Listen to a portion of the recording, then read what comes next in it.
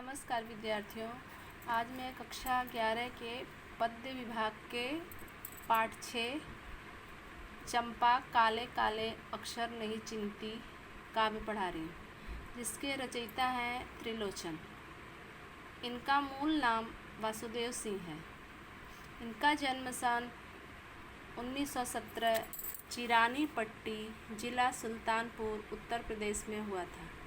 इनकी प्रमुख रचनाएं धरती, गुलाब और बुलबुल, दिगंत, ताप के ताए हुए दिन, शब्द, उस जनपद का कवि हूँ, अर्घान, तुम्हें सौंपता हूँ, चैती, अमोला, मेरा घर जीने की कला काव्य संग्रह है, देश काल, रोज ना मचा, काव्य और अर्थबोध, मुक्तिबोध की कविताएं गद्य संग्रह है। हिंदी के अनेक कोशों के निर्माण में इन्होंने महत्वपूर्ण योगदान दिया है। इनको प्रमुख सम्मान साहित्य अकादमी, सलाका सम्मान, महात्मा गांधी पुरस्कार दिया गया है। अब मैं इनके द्वारा रचित काव्य चंपा काले काले अक्षर नहीं चिन्हती पढ़ा रही हूँ।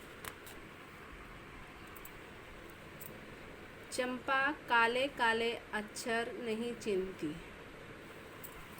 प्रस्तुत काव्यांश में कवि त्रिलोचन ने भोले भाले अनपढ़ ग्राम्य बालिका की जिज्ञासा को अत्यंत सहज भाव में व्यक्त करते हुए कहा है कि चंपा काले काले अक्षर को पहचान नहीं पाती, अर्थात पढ़ नहीं पाती।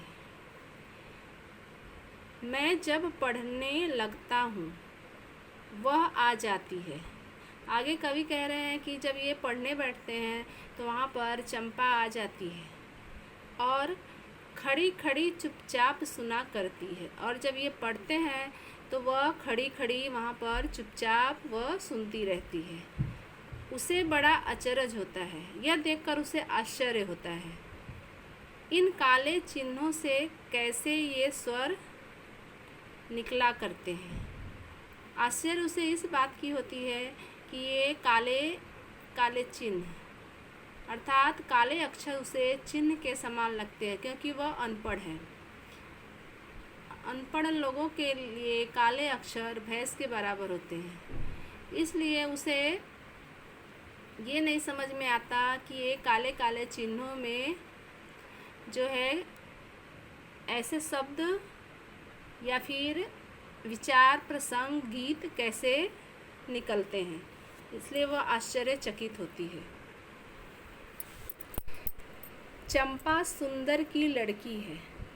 यहाँ पर कवि चंपा का परिचय बताते हुए कहते हैं कि चंपा सुंदर नाम के व्यक्ति की बेटी है। सुंदर ग्वाला है, गाय भैंसे रखता है।